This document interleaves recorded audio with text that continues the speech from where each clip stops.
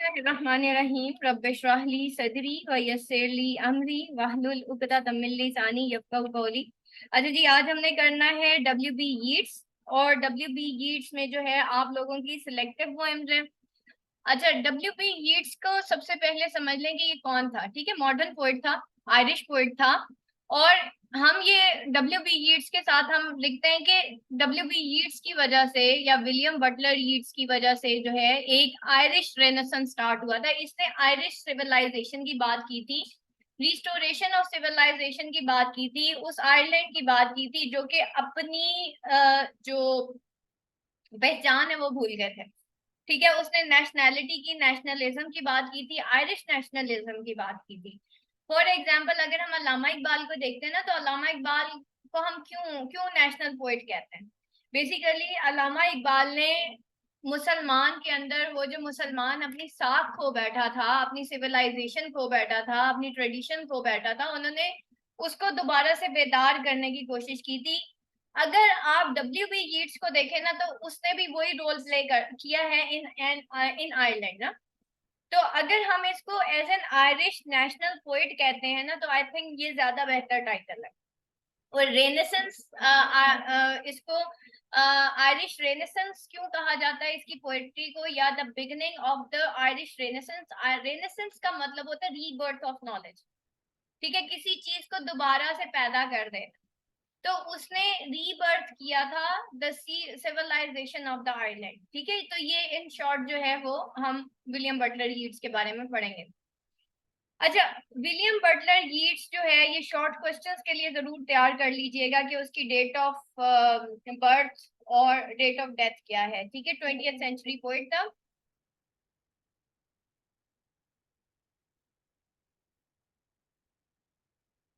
बियोग्राफी देख लेते हैं। Born in Dublin, Anglo Saxon Irish family से बिलोंग करता था। उसका फादर जॉन बटलर यीट्स जो था वो कौन था, a portrait artist, and his mother was Susan Mary Pollexfen, fascinated by Irish mythology and occult. ठीक है, वो जो है बहुत ज्यादा फैसिनेटेड था आयरिश माइथोलॉजी से।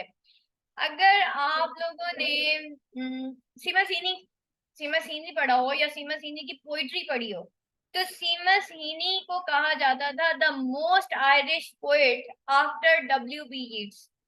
ठीक है, तो सीमा सीनी भी आयरिश पोइट था।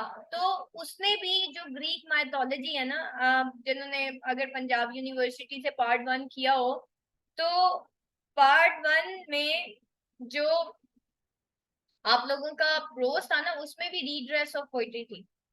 और उसके अंदर भी फिर उसने एक रोल बताया था कि पोइट्री का रोल क्या होता है। ठीक है, तो रोल एक्चुअली अगर हम बात करें WB यीट्स की या सीमा सीनी की, दोनों ही आयरिश पोइट्स थे। और ये रोल ऑफ पोइट्री क्या शो करते हैं कि सबसे पहले जैसे TS इलियट ने कहा कि भाई रोल ऑफ पोइट्री या फंक्शन ऑफ पोइट्री क्या है, कि आप कॉम्प्लेक्सिटीज ऑफ लाइफ जो है उसको डिस्कवर करें या उसको उसका सोल्यूशन फाइंड आउट करें। तो इस वजह से हम देखते हैं कि इसकी एक ऑप्टिमिस्टिक टोन है, यानी कि उनकी जो मौजूदा दौर है वो बेशक डिक्लाइन कर चुका है, लेकिन वो रिस्टोर हो सकता है। ठीक है, तो हमेशा हम देखते हैं कि वो एक पेसिमिस्टिक की बजाय ऑप्टिमिस्टिक टोन देखते हैं हम वहां पे। तो वो उस आयरिश माइथोलॉजी से बहुत ज्यादा इंस्पायर्ड था, फैसिनेटेड था। फिर spiritual by nature but could not accept Christian dogma. Spiritual by nature था, लेकिन वो क्रिश्चियन डॉगमा, डॉगमा कहते हैं डॉगमेटिक बिलीफ को, ये जो सुपरस्टिशियस बिलीव्स होते हैं ना, डॉगमेटिक बिलीव्स, वो क्रिश्चियन डॉगमा को नहीं एक्सेप्ट करता था। जैसे हम देखते हैं ना कि एक वो जो चीज दीन में नहीं होती और फिर उसको सुपरस्टिशियस बिलीव्स बना के और दीन में दाखिल कर दिया जाए। फॉर एग्जाम्पल कि जी बिल्ली आगे से गुजर गई तो पता नहीं, काली बिल्ली आगे से गुजर गई तो पता नहीं मनहूसियत हो जाती है। फिर हमारे मुसलमानों में भी वो सफर के महीने में कहते हैं जी आपने पता नहीं शादियां ही नहीं करनी अपने बच्चों की। तो ये क्या होता है, इसका दीन से ताल्लुक नहीं होता, लेकिन ये क्या होता है, ये डॉगमेटिक बिलीव्स होते हैं। तो यहाँ पे वो, ये सिर्फ मुसलमानों के साथ नहीं है, ये इससे पहले भी जितनी भी कौमें हैं उनके अंदर भी डॉगमेटिक बिलीव्स होते हैं। ठीक है, क्योंकि इंसान है ना, अब वो चाहे क्रिश्चियन है, यहूदी है, या मुसलमान है, या हिंदू है, या एनीवन है, कहीं ना कहीं वो in superstitious beliefs, old ages, old traditions, उसको वो फॉलो कर रहा होता है। ठीक है, तो इन इनवर्डली हर इंसान के अंदर एक जानवर है। ठीक है, तो वो इन डॉगमेटिक बिलीव्स को मानता है। Caught up in the rise of an Fenian 1892 nationalism and demand for Irish home rule. अब आयरलैंड की अगर आप पुरानी अगर हिस्ट्री उठा के देखें ना, तो आयरलैंड को कॉलोनाइज कर लिया था ब्रिटेन ने। ठीक है, बाद में उसको अमेरिका ने कॉलोनाइज कर लिया। तो इट मीन्स के आयरलैंड बिल्कुल इसी तरह है कि उसको किसी ना किसी ने कॉलोनाइज किया हुआ था। कॉलोनाइज मीन के उसके ऊपर कब्जा कर लिया, अपनी फौजें वहां पे दाखिल कर दी। उसकी वजह से आयरलैंड, आप सिमी सीनी की पोएम्स पढ़े ना, तो वो कहता कि भाई ये सोल्जर्स जो हैं ये यहाँ पे क्या कर रहे हैं, और ये मेरी जमीन पे क्यों आ गए। ये अमेरिकन सोल्जर्स हैं या ब्रिटिश सोल्जर्स हैं, ये मेरी जमीन पे क्यों आ गए। ठीक है, तो ऑब्वियसली जब एक इसी तरीके से अगर हम बड़े सगीर की बात करते हैं, तो आपको पता है कि वो ईस्ट इंडिया कंपनी आई थी, फिर बाद में सारा कुछ अंग्रेज आ गए ये सारा। तो जो ओल्ड मुस्लिम्स थे या हिंदूज थे, उन्होंने कहा भाई ये यहाँ पे क्या अंग्रेज क्या करने आ गया। ठीक है, तो that is the basic thing कि वो कहते हैं कि भाई ये तो हमारी जमीन थी, तो ये यहाँ पे क्या कर रहा है। So spiritual by nature, but could not accept Christian dogma, caught up in the rise of Fenians nationalism and demand for Irish home rule. 1899, met Maud Gonne, became infatuated with her, proposed several times, but was refused. She married another revolutionary. 1908, began an affair with her. Biography देख लेते हैं। 1916, finally married at the age of 51, met wife in his occult clubs. She was a spirit or automatic writer. Marriage was successful. 1922 से लेके 1928 तक वो senator रहा in Irish Free State. Irish Free State में important features of personality देख लेते हैं। W.B. Yeats was famous Irish poet, dramatist and one of the pioneers of literary world in 20th century. ठीक है, फेमस आयरिश पोएट था, dramatist था, pioneer था of the literary world in 20th century. Pioneer कौन होते हैं? जो start लेते हैं। ठीक है, सक्सेस बाद में जो फॉलोअर्स होते हैं बेटा वो तो सारे ही होते हैं, लेकिन पाइनियर कोई कोई होता है। तो जो कामयाब लोग होते हैं उनके पीछे दुनिया भागती है, कामयाब लोग दुनिया के पीछे नहीं भागते। तो पाइनियर उसको कहते हैं जिसके पीछे दुनिया चलती है, जिसको दुनिया फॉलो करती है। ठीक है, तो पाइनियर्स उनको कहते हैं। समझ गए बात को? तो ही वॉज या फाउंडर्स होते हैं जो डिफरेंट कॉन्सेप्ट्स के। He was also member of the Irish Senate and served it for 2 terms. His contribution to English literature is as high as that to his native, the Irish literature, where he is remembered for his role in reviving the literature. In 1923, Yeats was awarded the honorary Nobel Prize in Literature, making him the first Irishman to be honored with award. 1923 में उसको honorary Nobel prize दिया गया, और वो पहला Irish man था जिसको ये ऑनर नोबेल प्राइज जो है जिसने विन किया था। इंपॉर्टेंट फीचर्स ऑफ पर्सनैलिटी देख लेते हैं। The leader of Irish literary moment. ठीक है, लीडर था वो आयरिश लिटरेरी मोमेंट का, good friend of Rabindranath Tagore, and Irish poet, poet laureate. Poet laureate बेटा ये नोबेल प्राइज था, ठीक है, जो कि दिया जाता था, और first Nobel prize Irish poets में वो W.B. यीट्स ने जीता था। मॉडर्निस्ट पोएट था। ठीक है, मॉडर्न पोएट जो उसने लिखी, ऑब्वियसली 20th सेंचुरी पोएट है, तो उसके अंदर हम क्या करते हैं, क्या देखते हैं जी, वर्ल्ड ट्रेड्स, उसके ट्रेड्स क्या हैं मॉडर्न लिटरेचर के। सबसे पहले in the background of World War I, World War II। ठीक है, उसके बैकग्राउंड में यानी कि उसके आफ्टर इफेक्ट्स में लिखी जाती है। डिक्लाइन दिखाया जाता है किसी सोसाइटी का या किसी सिविलाइजेशन का। और मॉडर्न पोइट्री के अंदर जो है एक होप दी जाती है कि शायद ये दोबारा से रिफॉर्म हो जाएगा। ठीक है, तो ये सारी चीजें हम मॉडर्न पोइट्री में देखते हैं। उसके बाद देखते हैं कि जी W.B. Yeats grave cast a cold I.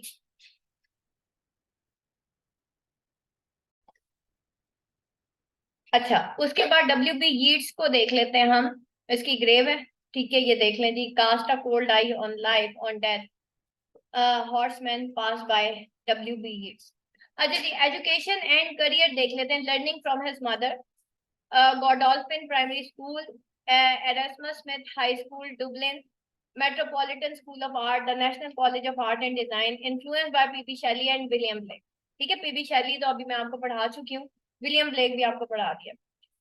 Pre Raphaelite verse and Irish myth and tradition. ठीक है, उसने प्री राफेलाइट वर्स जो है उस पे काम किया, आयरिश मेथ और ट्रेडिशन पे, tradition of myth and culture of Irish people. Culture के ऊपर, सिविलाइजेशन के ऊपर उसने बात की थी। Maud Gonne and marriage and family life in 1899। ये जी शॉर्ट क्वेश्चंस में बेटा ऐड कर ले, उसकी वाइफ का क्या नाम था। In 1899, he met Maud Gonne, a poet, feminist, and a fervent nationalist. He proposed marriage to her at least 3 times in 1899, 1900, and 1901, and was rejected each time, which was probably a result of his lack of enthusiasm to contribute in revolutionary movement. In 1903, Maud Gonne married a nationalist revolutionary Major Magbridge. Lady Gregory has been founding Abbey Theatre in Dublin. On 20th October 1917, Yeats married a friend, George Hyde Lees. ठीक है, तो उसने propose किसको किया था? Mod gone को किया था, लेकिन शादी उसकी किसके साथ हुई? जॉर्ज हाइड लीस के साथ। 2 children, daughter born in 1919 and son Michael born in 1921. Yeats wrote 2 poems, A Prayer for My Daughter, A Prayer for My Son, for them.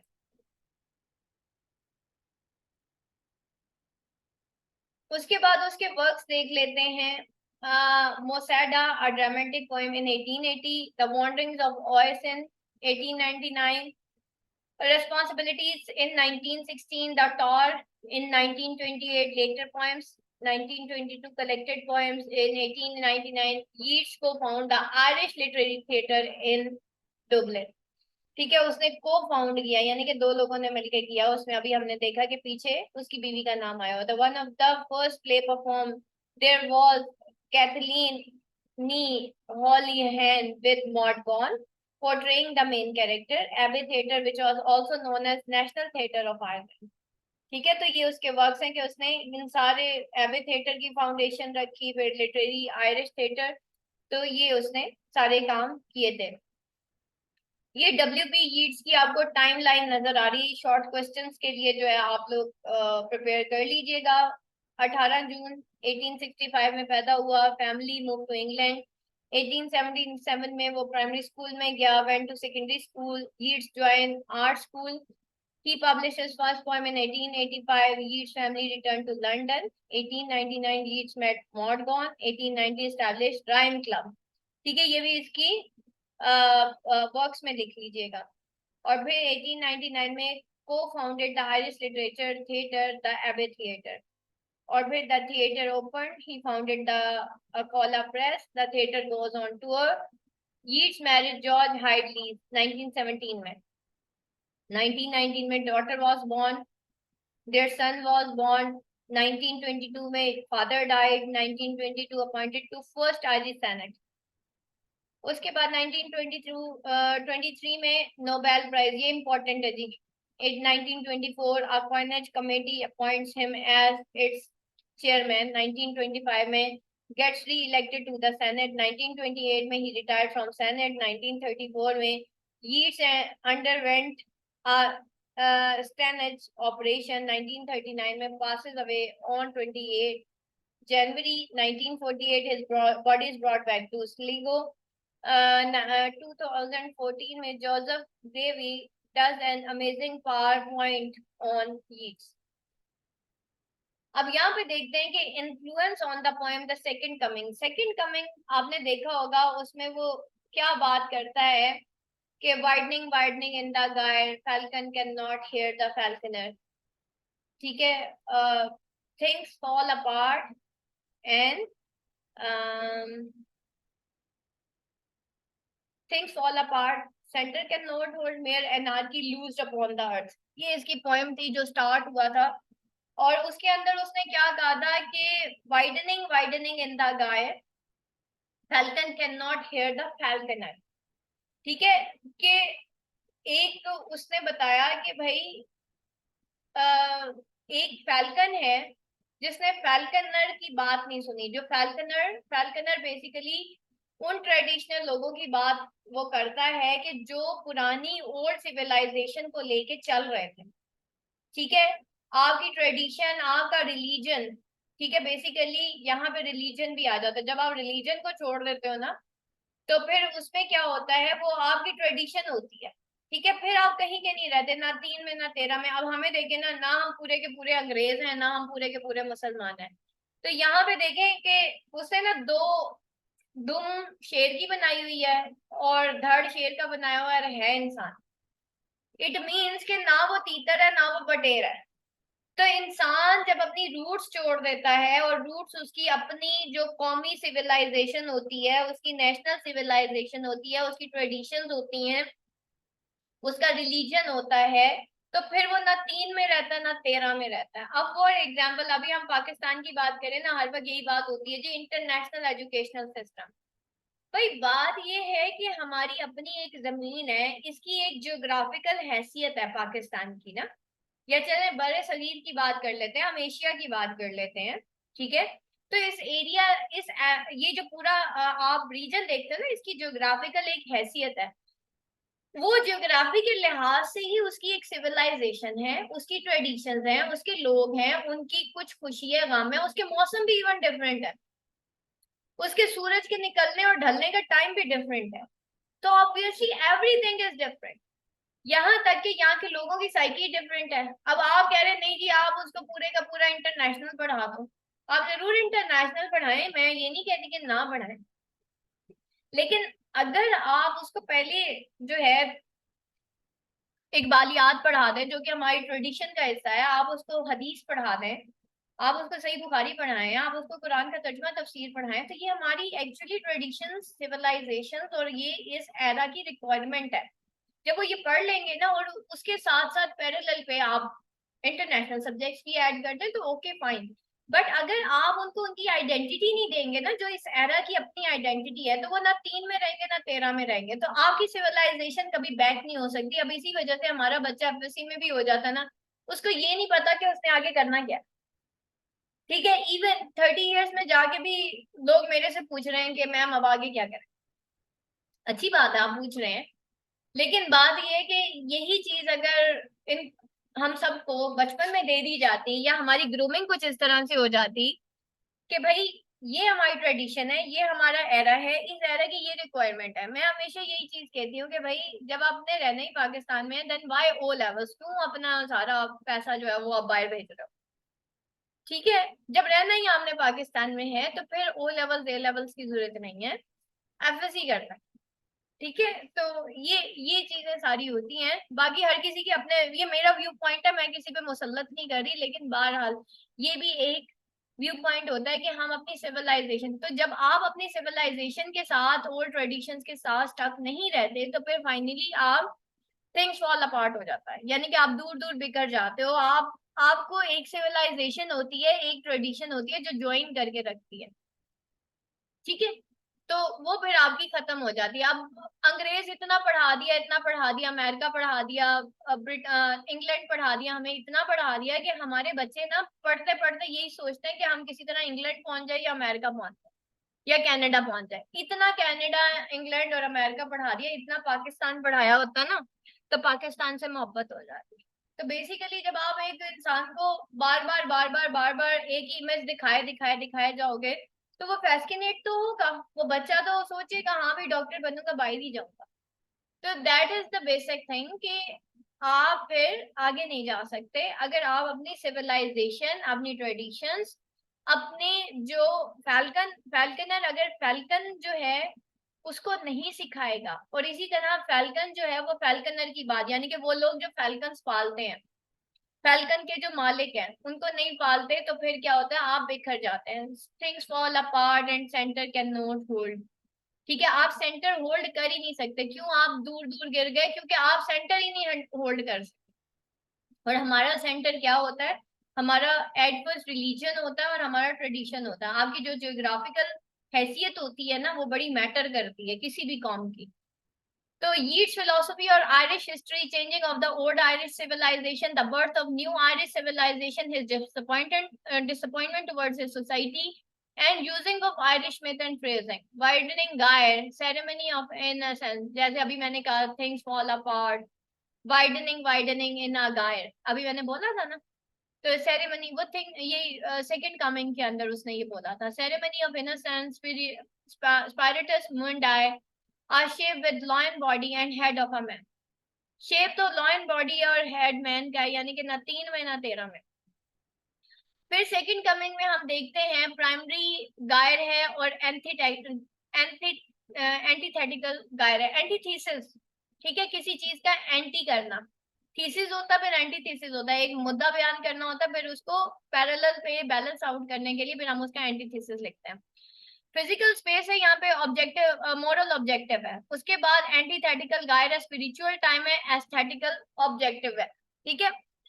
तो यहाँ पे क्या होता है कि ये एक्सटर्नल फेट है, प्राइमरी गायर क्या है कि ये आपका एक्सटर्नल फेट है कि सिचुएशन कौन सी ऐसी सिचुएशन है जिसमें आप फंस गए, और इंटरनल डेस्टिनी क्या है, वो आपकी इनर सेल्फ है, ठीक है, कि आप जो अंदर से है ना, आपका जो गुमान है फिर वही आपके साथ सारा कुछ हो रहा होता है।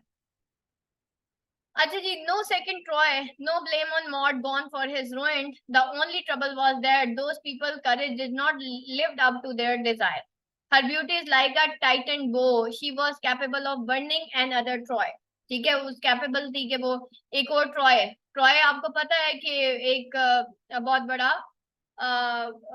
वो था, कैसल था, ठीक है, और उसको गिरा दिया था। और वो क्यों बैटल ऑफ ट्रॉय क्यों हुई थी, वो जो एक वॉर ऑफ ट्रॉय की बात हम करते हैं, वो जो वो बादशाह ने क्यों लड़ी थी, एक औरत के पीछे लड़ी थी और उससे पूरे का पूरा ट्रॉय डिस्ट्रॉय हो गया था। There is no second Troy to burn for her, उसने कहा कोई दूसरा ट्रॉय किसी औरत की ब्यूटी की वजह से नहीं बर्न होगा, क्योंकि पहला ट्रॉय जो है वो औरत की ब्यूटी की वजह से बर्न होगा। Was a good example of how Yeats was able to use Greek mythology to great advantage for poetic purpose.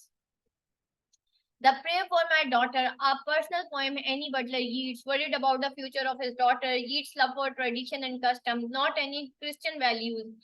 He wishes her to have beauty but not vanity. वो wish करता है कि उसके पास beauty तो हो but vanity ना हो. Helen Maud gone and Venus the goddess of love. He wanted her to be glad naturally. Intellectual hatred is the worst at all. Ceremony is like horn of plenty and custom is like growing laurel tree providing shade and comfort to all. ठीक है, ceremony क्या है, वो एक लाई horn है of plenty, ठीक है, और कस्टम क्या है, वो लाइक ग्रोइंग लॉरियल ट्री है जो कि शेड और कंफर्ट देता है ऑल को। ये जो आपकी ट्रेडिशन है उसकी वो बात कर रहा है।